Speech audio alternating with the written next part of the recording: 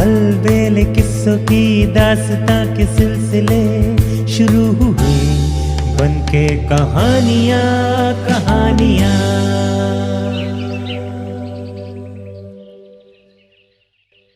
एक राजकुमारी और भयावह दैत्य। सैकड़ों साल पहले यूनान में एक राजा राज्य किया करता था। उसकी 3 राजकुमारियां थीं। उनमें से 2 का विवाह अन्य प्रदेशों के राजकुमारों से हो चुका था। तीसरी राजकुमारी, जिसका नाम बैले था, वो दिखने में बहुत सुंदर थी। राजकुमारी के सौंदर्य के सभी प्रशंसक थे। वो बहुत सरल स्वभाव की थी। कई प्रदेशों के राजकुमार उससे विवाह करना चाहते थे। अभी इस विषय पर कुछ विचार होता कि राजा के शत्रु देश ने उन पर आक्रमण कर दिया और युद्ध में राजा न सिर्फ पराजित हुआ, बल्कि शत्रुओं ने उन्हें कैद करके कारागार में बंद कर दिया। पूरे राज्य में शत्रुओं का कब्जा हो गया और राजकुमारी बैले को अपनी जान बचाकर वहां से भागना पड़ा। राजकुमारी ने न सिर्फ मित्र राज्यों बल्कि अन्य कई राज्यों से मदद एवं सुरक्षा की गुहार लगाई, परंतु किसी ने भी उसकी मदद नहीं की। उन्हीं दिनों दक्षिण में अविचल नाम का एक बहुत ही शक्तिशाली राज्य हुआ करता था, जिस पर एक दैत्य राज किया करता था। वो दैत्य इतना शक्तिशाली था कि किसी अन्य राज्य की क्षमता नहीं थी कि उससे शत्रुता मोल ले सके। वो दैत्य जितना शक्तिशाली था, उतना ही दिखने में भयावह और क्रूर था। तत्पश्चात अंत में विवश होकर राजकुमारी ने अविचल देश के राजा से सुरक्षा एवं शरण मांगी। दैत्य को राजकुमारी की परिस्थिति पर दया आ गई और उसने राजकुमारी को अपने राज्य में शरण दे दी। दैत्य ने राजकुमारी के रहने की व्यवस्था का सारा प्रबंध राजमहल के अतिथि गृह में करवा दिया। राजकुमारी स्वयं को अपने परिवार से दूर उस दैत्य के महल में बहुत अकेला महसूस कर रही थी। वो सदा अकेले में अपनों को याद करके रोती रहती थी। उसने स्वयं को कमरे में बंद कर दिया था, परंतु फिर भी वो दैत्य उसका और उसकी आवश्यकताओं का विशेष ख्याल रखता था। राजकुमारी के कक्ष में उसकी सुख सुविधा की सभी वस्तुएं उपलब्ध थीं। उसने राजकुमारी की सेवा के लिए सभी प्रकार के दास दासियों की नियुक्ति भी कर रखी थी, लेकिन कोई भी सुख सुविधा राजकुमारी के चेहरे की उदासी नहीं हटा पा रहा था, क्योंकि वो अपने घर जाकर अपनों से मिलना चाहती थी और अपनी और अन्य बहनों की तरह सुखी वैवाहिक जीवन में संपन्नता से रहना चाहती थी। एक बार राजकुमारी बहुत बीमार पड़ गई। जब दैत्य को उसके सेवकों ने इस बात की सूचना दी, तो वो सब काम छोड़कर राजकुमारी के पास आया। उसने बिना किसी प्रलोभन के राज्य के भिन्न भिन्न उच्च कोटि के वैद्यों से उसका इलाज करवाया। उसके स्वस्थ होने तक उसकी सेवा में विशेष दास दासियों को भी नियुक्त कर दिया। शायद वो मन ही मन राजकुमारी को चाहने लगा था। राजकुमारी भी उसके इस व्यवहार से प्रभावित हो रही थी। राजकुमारी ने सोचा कि क्यों न इस दैत्य से अपने राज और पिता को भी मुक्त कराने के लिए मदद मांगी जाए। उसने ऐसा ही किया और उस दैत्य से इस कार्य हेतु मदद करने का आग्रह किया। दैत्य ने सोच विचार करने के पश्चात राजकुमारी से कहा कि भविष्य में उचित समय आने पर इस पर विचार किया जाएगा।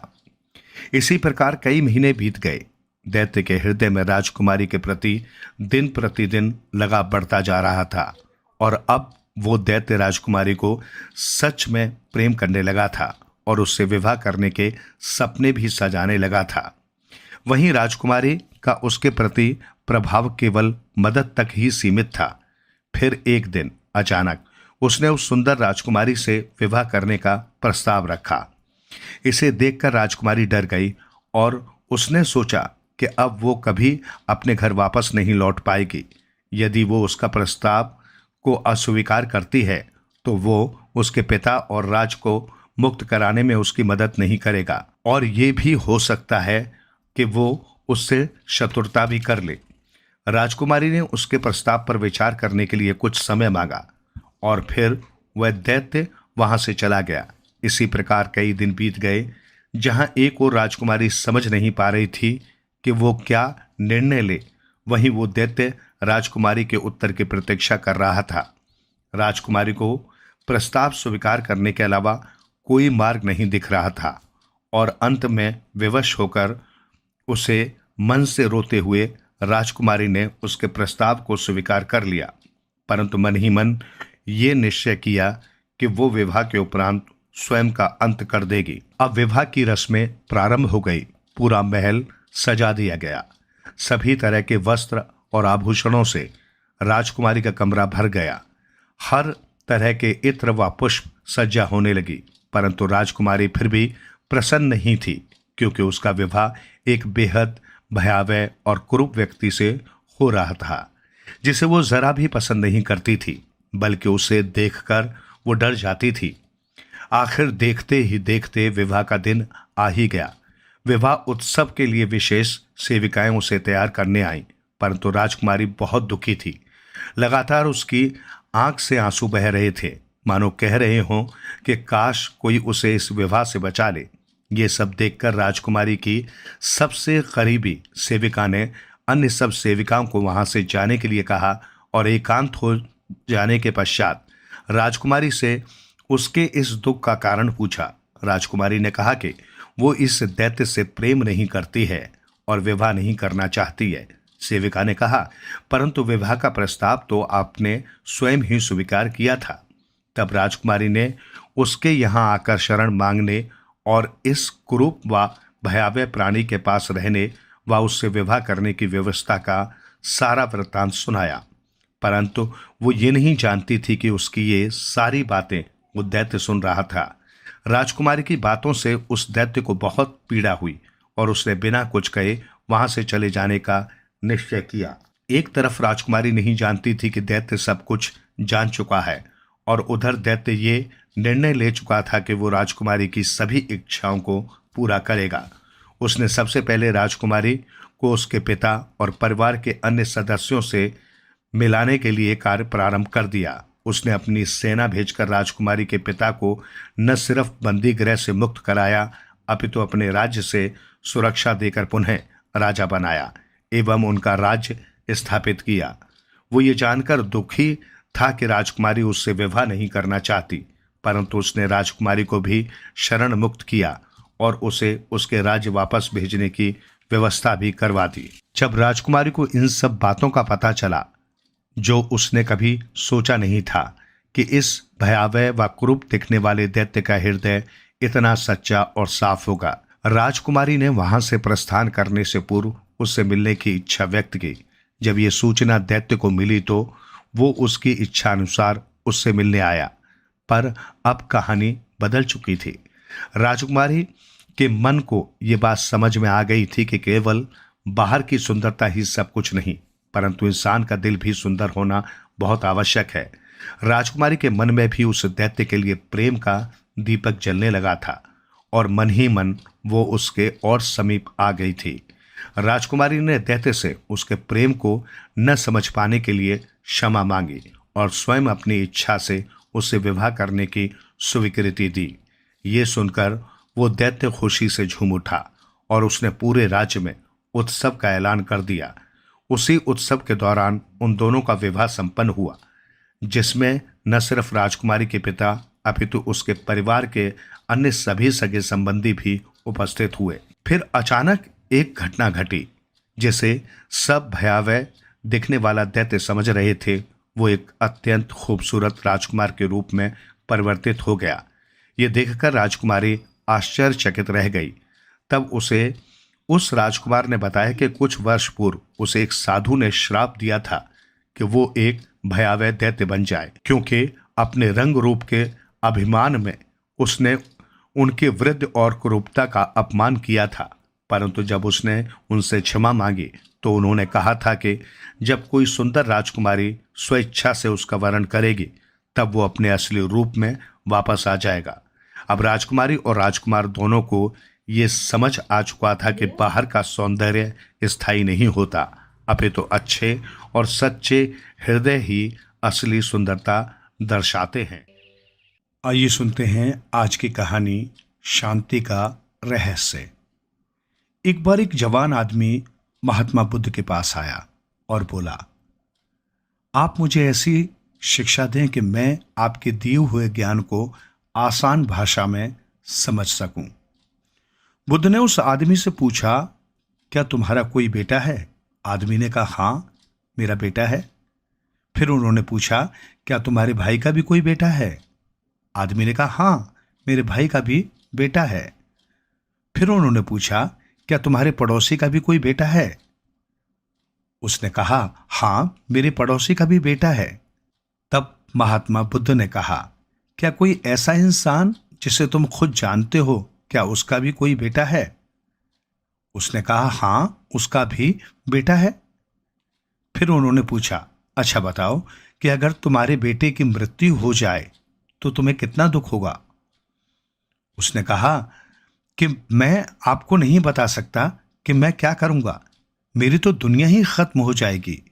मैं खुद मर जाऊंगा उसके बिना। मैं अपना जीवन अपने बेटे के बिना सोच ही नहीं सकता। तब महात्मा बुद्ध ने आगे पूछा, अगर तुम्हारे भाई के बेटे की मृत्यु हो जाए तो तुम्हें कितना दुख होगा? उसने कहा, मुझे बहुत दुख होगा, लेकिन उतना नहीं जितना मुझे मेरे बेटे के मरने पर होगा। तब उन्होंने आगे फिर पूछा कि अगर तुम्हारे पड़ोसी के बेटे की मृत्यु हो जाए तब तुम्हें कितना दुख होगा?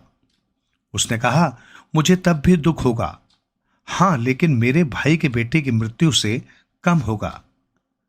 तब भगवान बुद्ध ने फिर पूछा, किसी अनजान व्यक्ति के बेटे की मृत्यु हो जाए जिसे तुम जानते तक नहीं, तब तुम्हें कितना दुख होगा? उस जवान आदमी ने कहा, तब मुझे बिल्कुल दुख शायद नहीं होगा, क्योंकि मैं तो उसे जानता तक नहीं। फिर उन्होंने कहा, अब ये बताओ हमारा दुख किस पर निर्भर करता है? उसने काफी देर सोचने के बाद कहा कि हमारा दुख इस बात पर निर्भर करता है कि हम किसी भी चीज से कितना जुड़े हुए हैं, हम उससे कितना लगाव महसूस करते हैं और किस हद तक उसे अपना मानते हैं, इस बात पर निर्भर करता है। तब उन्होंने कहा, बहुत बढ़िया। फिर उस आदमी से पूछा, अच्छा, अगर तुम अपने बेटे को समंदर के किनारे ले जाओगे तो क्या वो उसकी रेत से नहीं खेलेगा? उसने कहा, हाँ, बिल्कुल खेलेगा। फिर पूछा, अगर समंदर से आने वाली लहरें तुम्हारे बेटे के बनाए घर को तोड़ देंगी तो क्या वो रोएगा? उसने कहा, हाँ, तब वो रोएगा। तब फिर उन्होंने पूछा, तुम भी उसके साथ रोओगे? आदमी ने कहा, नहीं, मैं नहीं रोऊंगा। पूछा, क्यों? वो कहता है, क्योंकि वो बच्चा है, उसे लगता है कि रेत का घर बहुत खूबसूरत है और हमेशा बना रहेगा। उसका उस घर से जुड़ाव हो जाता है, उसकी भावनाएं उस घर से जुड़ जाती हैं, जबकि मैं ये जानता हूं कि वो एक रेत का घर है और हमेशा बना हुआ नहीं रहेगा। कुछ समय बाद उसे लहरों से टूटना ही होगा। जब वो लहरों से टूटेगा तो मुझे दुख नहीं होगा। तब वो मुस्कुराए और बोले कि अब तुम समझ गए। अगर तुम इस ब्रह्मांड की सच्चाई को जानने की कोशिश नहीं करते तो तुम भी ऐसे ही चलते चले जाओगे और तब तुम्हें भी इस रेत के घर के टूटने का दुख होगा। तुम में और इस रोने वाले बच्चे के बीच कोई फर्क नहीं रह जाता। इससे भगवान बुद्ध हमें बताना चाहते हैं कि साथियों, हमें लगाव कम से कम रखना चाहिए, यानी किसी को भी खुद से ज्यादा मत जोड़ो, क्योंकि इस दुनिया में कोई भी चीज हमेशा के लिए नहीं होती। इस दुनिया की हर एक चीज, हर एक इंसान नश्वर है। हम उनसे जब जुड़ जाते हैं, खुद को जोड़ लेते हैं, और जब वो चले जाते हैं हमें छोड़कर, तो हमें बेहद दुख होता है। ये वो रहस्य था जो भगवान बुद्ध जान गए थे। शांति पाने के लिए एक ही रहस्य है, वो है लगाव का न होना, क्योंकि इस दुनिया में सब कुछ बस एक भ्रम है। आप इस भ्रम से खुद के लिए क्या चुनते हैं, ये आप पर निर्भर करता है। जितना ज्यादा आप ज्ञान को अर्जित करेंगे, उतना ज्यादा आप बुद्धि विवेक से समझ पाएंगे और अपनी जिंदगी को जैसा आप देखेंगे वैसा वो बन जाएगी। आइए सुनते हैं आज की कहानी, पति कौन बने। एक गांव में 4 मित्र रहते थे। चारों मित्रों में आपस में बड़ा प्रेम था। जहां भी जाते चारों साथ ही जाते। एक बार उन्होंने सोचा क्यों ना सभी जन कहीं घूमने निकलें। सभी ने रास्ते के लिए आवश्यक सामग्री, खाने पीने का सामान अपने अपने झोले में बांधा और तैयार हो गए। दूर दूर देशों में घूमने का कार्यक्रम था, अतः सुबह चारों अपने गांव से निकल पड़े। सुबह के चले हुए चारों मित्रों को दोपहर हुई, फिर शाम ढलने लगी। रात होने से पहले उन्होंने सुरक्षित जगह में पड़ाव डालने की सोची। एक साफ सुथरी जगह में उन्होंने अपना तंबू गाड़ दिया। खाने के लिए रोटियां तो बांधी थी, मिलजुल कर खाई और सोने की तैयारी करने लग गए। सोने से पहले उन्हें ख्याल आया सभी ने लंबे सफर के लिए काफी सामान बांध रखा है। यदि सभी सो गए तो सुबह तक सारा साफ हो जाएगा। अनजान जगह है, क्या पता यहां नजदीक ही डाकू या चोर रहते हों। अतः उन्होंने सोचा सभी मित्र बारी बारी पहरा देंगे। पहले एक पहरा देगा तो बाकी 3 सो जाएंगे। इस तरह पहला सोएगा तो दूसरे को पहरे के लिए जगा देगा। अब पहले पहरा कौन दे ये तय करना कठिन था, किंतु इसका हल भी जल्दी ही निकल गया। चारों मित्रों में एक ब्राह्मण था, एक बढ़ई, एक दर्जी और एक सुनार। ब्राह्मण ने कहा, भाई मैंने तो तड़के उठकर पूजा पाठ करनी होती है, इसलिए मेरा पहरा सुबह के पहर में रखो। इस तरह पहला पहरा बढ़ई का, दूसरा दर्जी का, तीसरा सुनार का और अंतिम ब्राह्मण का तय हुआ। रात्रि के पहले पहर सभी मित्र सो गए। बढ़ई जागकर पहरा देने लगा। सभी को सोया देखकर बढ़ई को भी नींद आने लगी। वो सोचने लगा कि ऐसा क्या करे कि जिससे नींद ना आए। अपने को जगा हुआ रखने के लिए उसने एक सूखी लकड़ी ढूंढी और अपने औजार निकाल उसे गढ़ने लगा। अपने जागने के पहर में उसने एक लकड़ी से एक सुंदर युवती का शरीर बना डाला। उसे बनाते बनाते समय भी बीत गया और एक सुंदर कृति भी बन गई। अब पहरा समाप्त होने पर उसने दर्जी को जगा दिया। दर्जी जब पहरे के लिए जागा तो उसने सामने लकड़ी की आकर्षक युवती देखी, जैसे साक्षात कोई युवती सामने खड़ी हुई हो।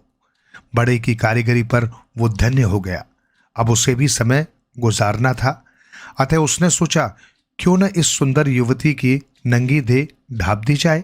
दर्जी ने अपने झोले से कपड़ा और सुई धागा निकाले। अपने जागने के समय में उसने उस युवती के लिए सुंदर कपड़े सी दिए।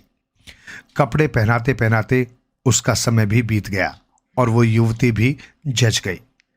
जब सुनहर अपनी बारी में उठा तो सामने एक सुंदर युवती को पाकर हैरान रह गया, जैसे जीती जागती सुंदर औरत सामने खड़ी हो। उसने दोनों की कारीगरी की प्रशंसा की और वो खुद भी कुछ कर दिखाने की सोचा। झट से उसने अपने झोले से सोना चांदी मोती निकाले और गहने बनाने में लग गया। अपने सोने से पहले उसने युवती के नाक में नथ, माथे में मांग टीका, गले में हार, हाथों में कंगन सजा दिए। मूर्ति अब हार श्रृंगार किए एक जीती जागती दुल्हन लग रही थी। ब्राह्मण अपने पूजा पाठ के समय से उठ खड़ा हुआ। उठते ही सामने एक अद्वितीय सुंदर स्त्री को देख हैरान रह गया। अनुपम सौंदर्य, उस पर आकर्षक परिधान, फिर हार श्रृंगार। आगे जाकर देखा तो ये एक निर्जीव मूर्ति थी। ब्राह्मण ने स्नान ध्यान पाठ किया और उस मूर्ति में प्राण फूंक दिए। ब्राह्मण के पूजा पाठ और विद्या से प्राणवान होने पर वो युवती सजीव हो गई। इतने में सुबह हो गई। तीनों मित्र भी जग गए। जब तीनों उठे तो सामने एक सुंदरी को देखा। कहा जाता है जर, जोरू और जमीन, ये तीनों लड़ाई की जल रही हैं।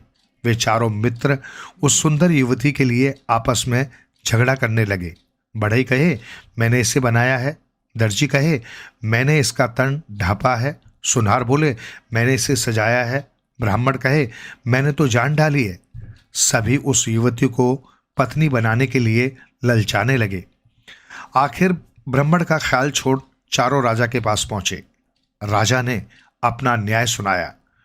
बढ़ई ने इसे बनाया, पैदा किया, इसलिए वो इसका पति नहीं हो सकता। बड़ाई तो पिता की तरह है। दर्जी ने इसका तन ढापा है, वो भाई की तरह है। ब्राह्मण ने जीवन दान दिया है, वो ब्रह्मा के समान है। सुनार ने इसके नाक में नथ डाली, गहने पहनाए, इसलिए वही इसका पति हो सकता है। इस निर्णय से प्रसन्न होकर चारों मित्र अपने गांव लौट गए। आइए सुनते हैं आज की कहानी सौभाग्यवती। किसी नगर में एक साहूकार रहता था। साहूकार की गृहस्थी धन धान से भरी हुई थी, किंतु वो निसंतान था। उसने कई जप तप किए, दया धर्म के काम किए, संतान न हुई। जब वो आसपास के घरों में बच्चों की किलकारियां सुनता तो मन महसूस कर रह जाता। साहूकार ने कई धर्मार्थ के कार्य किए, स्वयं भी बड़े संयम से रहा, ध्यान भजन किया, दान धर्म के कार्य किए। अंततः विधि माता ने उसे एक पुत्र दिया और कहा, तुम्हारी विनती पर मैंने तुम्हें पुत्र दे दिया। ये पुत्र केवल 18 वर्ष तक जीवित रहेगा।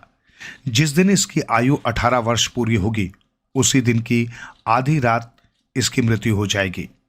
साहूकार घबरा गया और बोला, ये आप क्या वरदान दे रही हैं? ऐसा अनर्थ न करें। मैंने जो कहना था कह दिया, मेरा कहा टाला नहीं जा सकता, कहकर विधि माता अंतर्ध्यान हो गई। साहूकार ने ये बात पत्नी को बताई। पत्नी ने इतने में ही संतुष्टि जाहिर की कि कम से कम 18 वर्ष तक तो पुत्र उसके साथ रहेगा। वे अब निसंतान नहीं कहे जाएंगे। साहूकार की पत्नी गर्भवती हुई और समय आने पर उसने एक सुंदर बालक को जन्म दिया। एकमात्र और प्रिय पुत्र होने के कारण बालक का पालन पोषण बड़े अच्छे ढंग से हुआ। 18 वर्ष तक होते होते वो भरा पूरा युवक दिखने लगा। साहूकारिन को जब उसके विवाह की चिंता सताने लगी, साहूकार विवाह की बात टालता रहा। साहूकारिन ने बहुत जिद की तो उसने कहा, अपनी संतान का विवाह तो होना चाहिए, किंतु जानबूझकर किसी की कन्या का बुरा भी नहीं किया जा सकता। कुछ समय बाद बहू का क्या होगा? साहूकार की किसी बात को साहूकारिन ने नहीं माना। अंततः उसने बेटे का विवाह एक अच्छे घर की सुंदर और सुशील कन्या से कर दिया। विवाह के बाद कुछ समय आनंद से बीता। मन ही मन साहूकार को डर लगा रहा।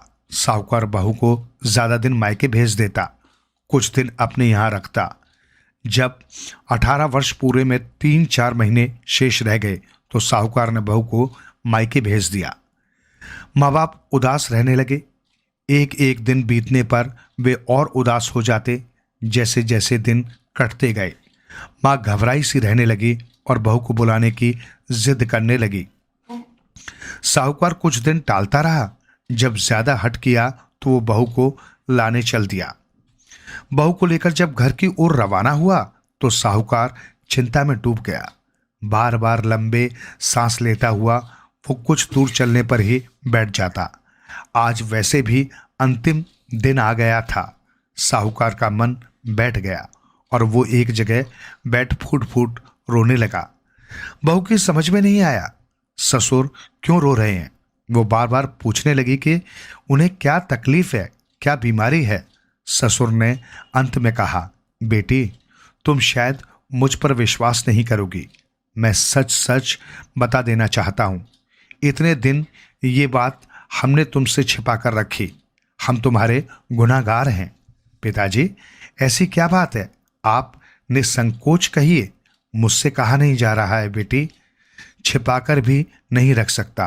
तुम्हारा पति आज रात 12 बजे मृत्यु को प्राप्त हो जाएगा। विधि माता ने उसे हमें 18 वर्ष के लिए ही दिया था। कहते हुए साहूकार पुनः रो उठा। बस इतनी सी बात के लिए आप परेशान हो रहे? बहू ने कहा, मैं तुझे इतनी कम उम्र में विधवा कैसे देख सकता हूं।